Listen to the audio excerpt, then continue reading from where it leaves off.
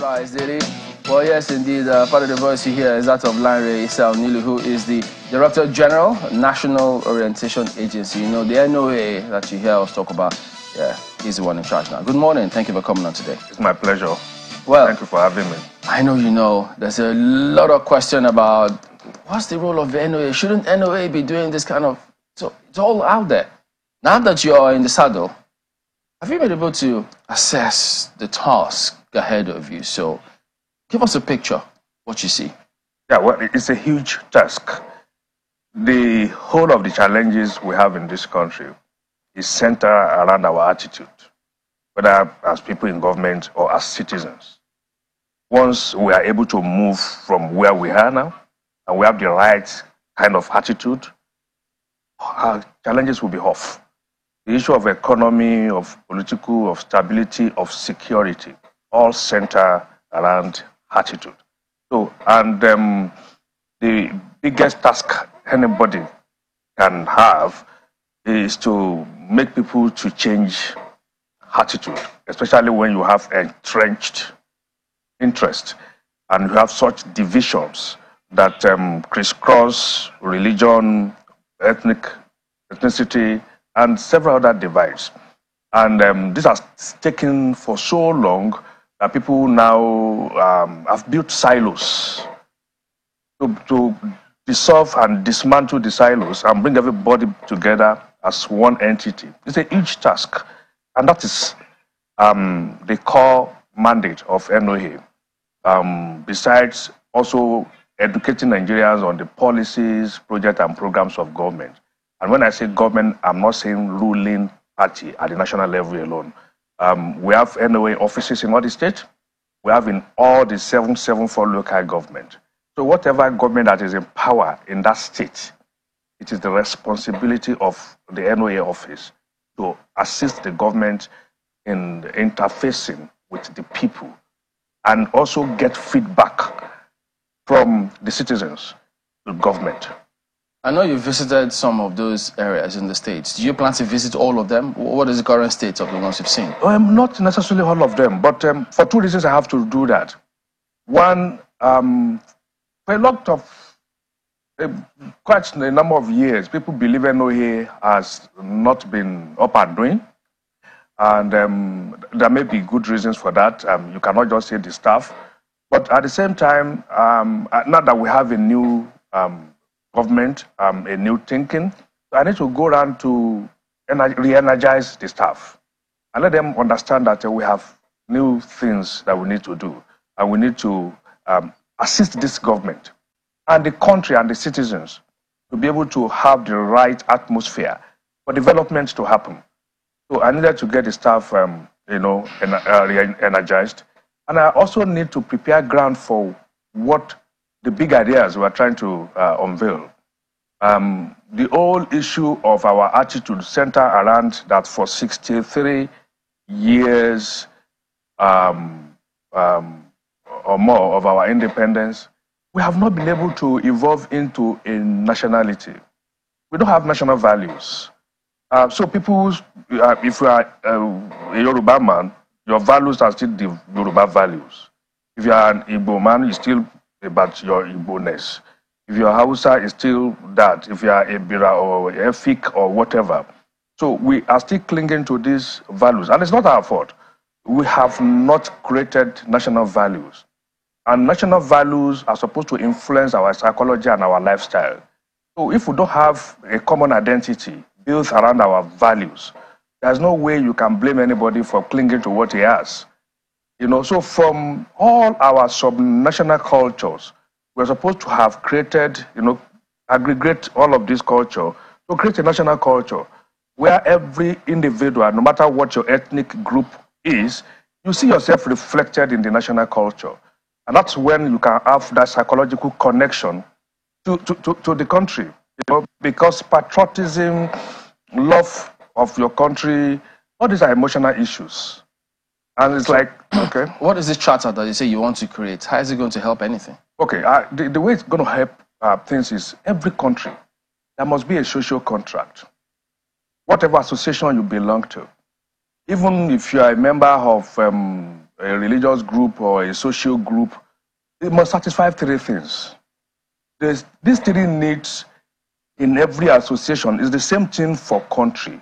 So if you go to America, if you go to Britain, if you go to France, if you go to China, they have national values.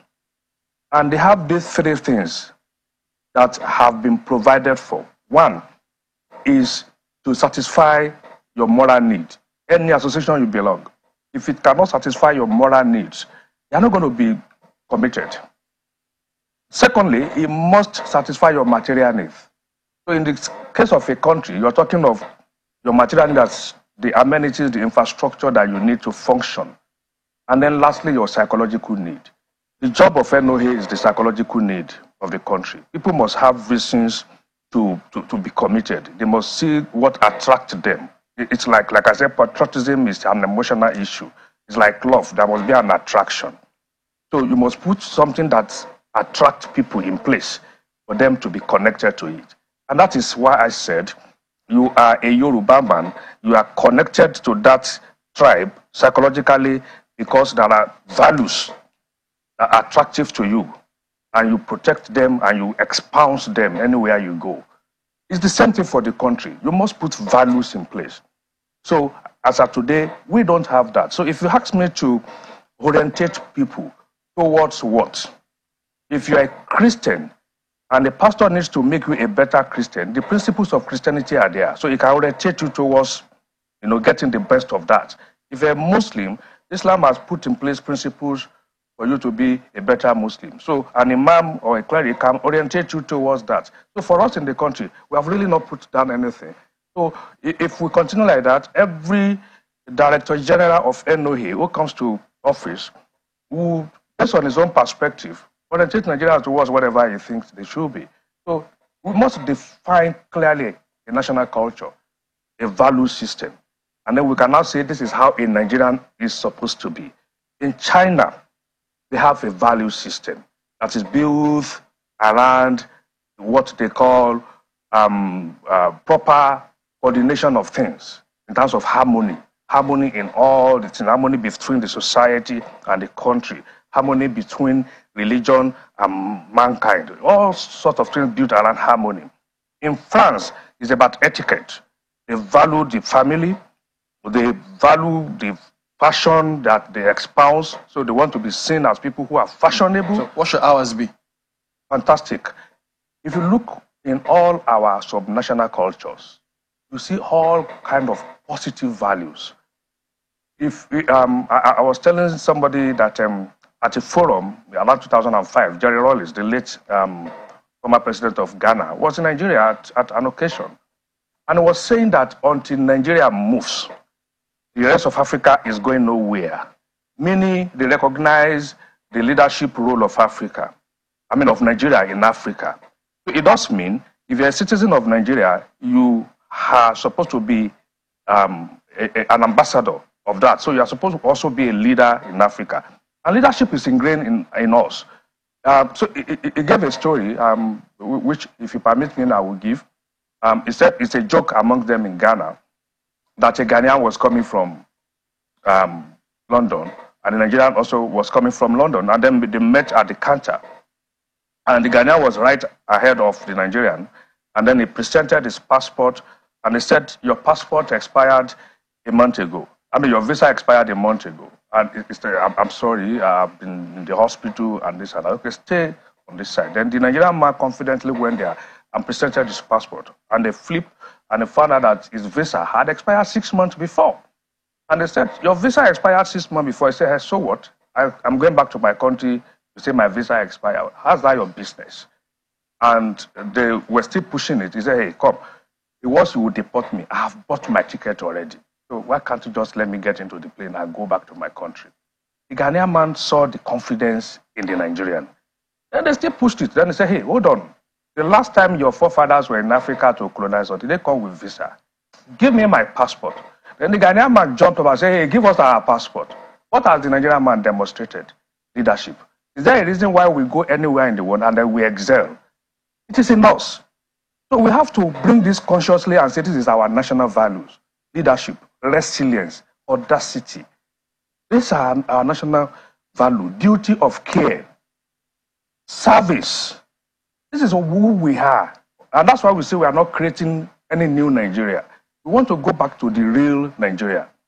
Nigeria where when people are passed by the road, they see 2 bags of yam put there by a seller who has indicated the price and is returned to the farm, and somebody would drop the exact amount and take the exact number of 2 bags without cheating. That is the Nigeria. That's who we are. And this you can find in every tribe. This we have lost.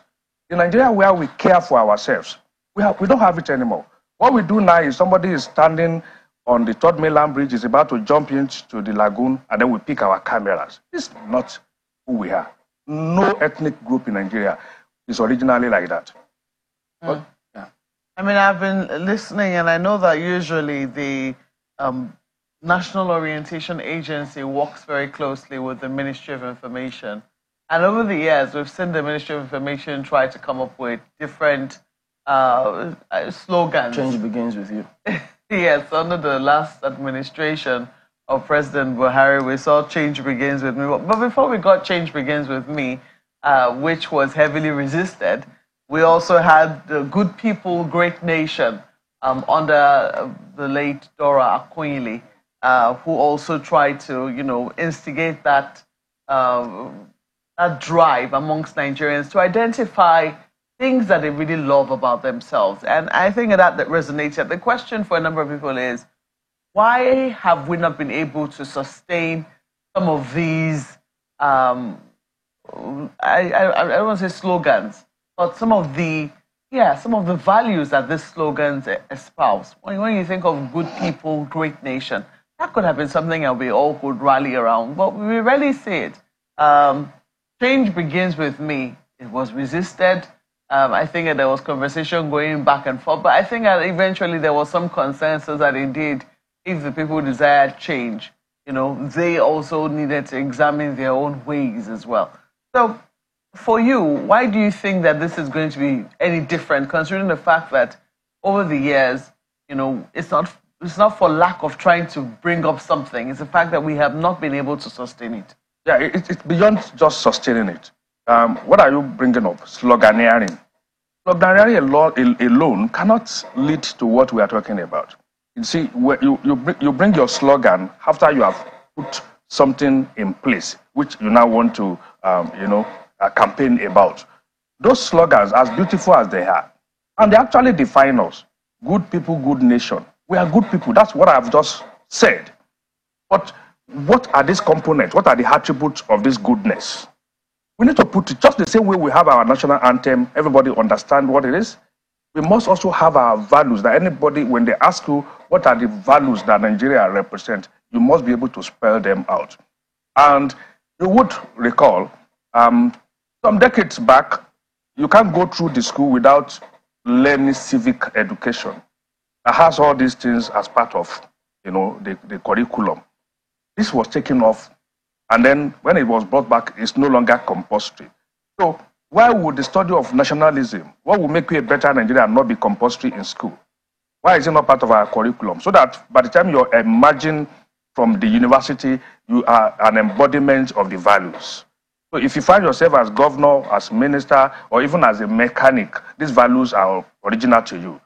So, and because when you leave the university, you're given a certificate that says you have been found worthy in learning and character. But we do know that currently there is no character learning in schools.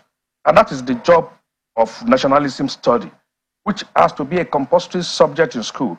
And because if you go to America today, even if you're an international student, 60% of the curriculum is built around Americanness, the exceptionalism of an American.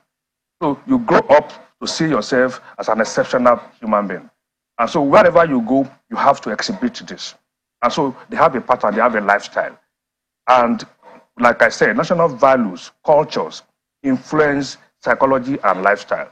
So we must have a national psychology and a national lifestyle. Aren't those things already espoused in our pledge?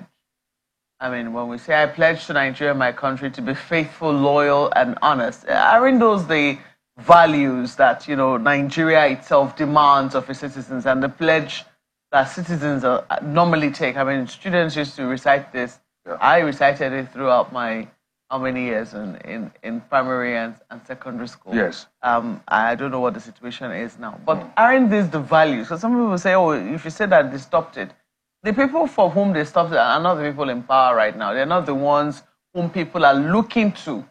The people whom people are looking to said these same things in school. Why are they not espousing these values? Have they forgotten them all of a sudden? Yeah, but see, the national pledge, which is derived from the values, is coming from the citizen.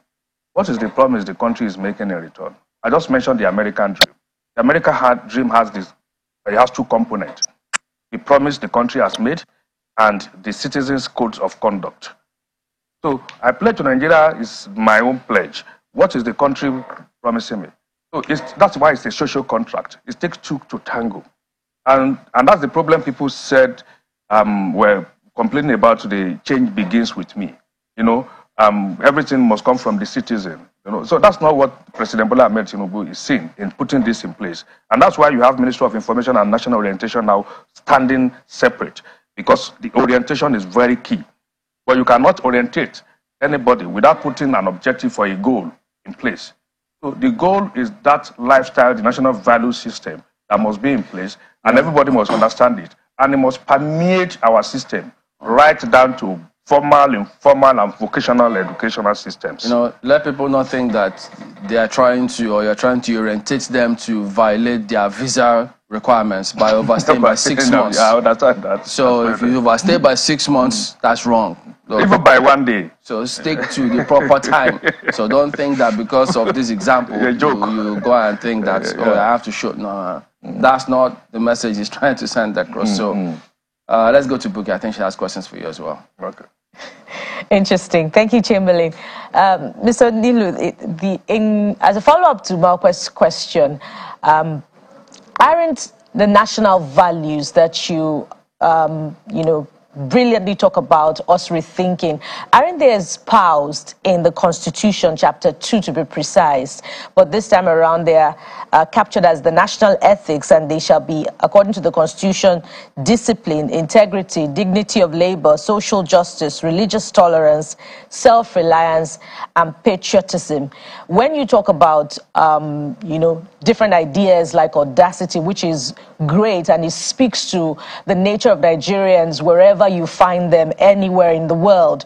But even if you developed a different charter, isn't it going to be, a change in nomenclature, so to speak, if the strategy that you come up with does not get Nigerians to see themselves the way that has been designed in the new charter? And I guess that's another way of saying, what's going to be different about your strategy to get Nigerians to see themselves differently in line with a new set of values?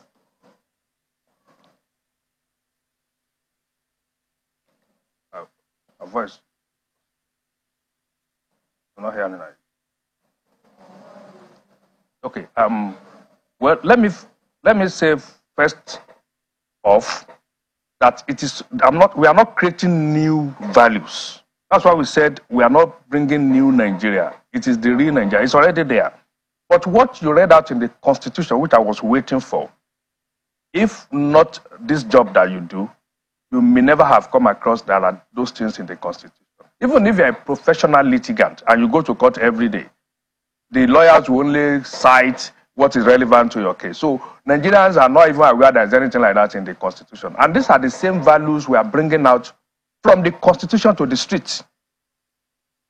We are bringing it out from the Constitution to the street to ensure that every Nigerian now understands this and look towards, evolving into this. As a Yoruba man will see himself, as an Igbo man will see himself, trying to be a proper Igbo man or Hausa man or Fulani man or Efik man or a Bibio man. You should also try to see yourself as a proper Nigerian man. But this proper Nigerian man must be defined, and people must understand it. So you can now begin to orientate people towards becoming what you have identified. So the president will be unveiling this social contract with Nigerians. And it's not for government, it's for the country. But that's the point. 2075, these values will remain. That's the point. No matter which government or party brings you to government. Pardon me if I may come in there. That's the point. What's going to be different about this strategy of this current administration that would sell this this new charter to Nigerians, that will make them see themselves that way and act in line with it? What's going to be different? Okay, yeah, exactly. What we are proposing that will be different are basically two. One, the political will that this government has to push through policies, programs, and projects, no matter how difficult they may appear. This government has demonstrated political will, the courage, the bravery you need to get things done. So that is in place, which in the past was in short supply. Secondly, is the understanding of the fact that it is not just about the citizens. The government itself is willing to ensure that a social contract is between at least two parties. So the country itself and the citizens must play their role. And like I said, the National Lifestyle Charter, it has two components. The component, that is the Nigerian Promise, and the other component, which is the citizens' codes, the codes of conduct. So you look towards the promise. If you take people through the school system and they imbibe this, they learn it, and they emerge into the society, that same person may end up being the president of this country. So if he has those values already, in himself, it's going to exhibit them. Whether as governor, as minister, like I said, as even a carpenter, these are the values that we must know who we are as Nigerians. As of today, we are only looking at Nigeria from our various perspectives. So that must be understood, we must put it in place, and we must take it through our learning system. Like I said, when you graduate from the university, your certificate says you have been found worthy in learning and character. But as of today, you only go through learning. The character aspect has to be defined, and we must ensure that it gets into our educational system, part of our curriculum. It has been there before, that we used to call civic education. And we have to create models, Nigerian models, that are going to exhibit this. In the past, we used to have Boy Scouts, Girls Guide, Girls Brigades, or Boys Brigades in schools. These were model citizens. They were people who were trained, they have leadership training right from when they were, teenagers. And as they grow up, this continue to reflect in the way they run their lives. So as of today, we don't have those in schools again. So the youth have nothing that is engaging them while going through their formative years. And what you have is youth who just develop on their own and then imbibe all kind of social vices. And you have cultism, you have prostitution, you have all kind of things happening in schools. So we must engage our youth, and engaging them, we must define the values that we want to push through, and the values that we all agree to in Nigeria, that are aggregate of all our subnational cultures. And then it is hoped that Catch Them Young model will be sustained. But there are two more things, Mr. Onilu. One was also in short supply in the past, and I'm hoping that will change this time under your administration, one of which is funding for the orientation agency. Will it be different from what obtained in the past, such that you can actualize these dreams for the agency? That's one. And another thing that you identified, which is the trust quotient, between the government and the people, that obtains even now. How are you going to get the people to, buy in to this new vision for national value? Yeah, the first question about funding for the agency, yes, no funding, but even if you are the president, you're not going to put money where you don't see any value. So the first thing that we need to do as the Ministry of Information and National Orientation and National Orientation Agency, we are all together working on this, is to put value on the table, is to put down the big idea. And then when money follows idea. So if you put value on the table, definitely funding will come for it.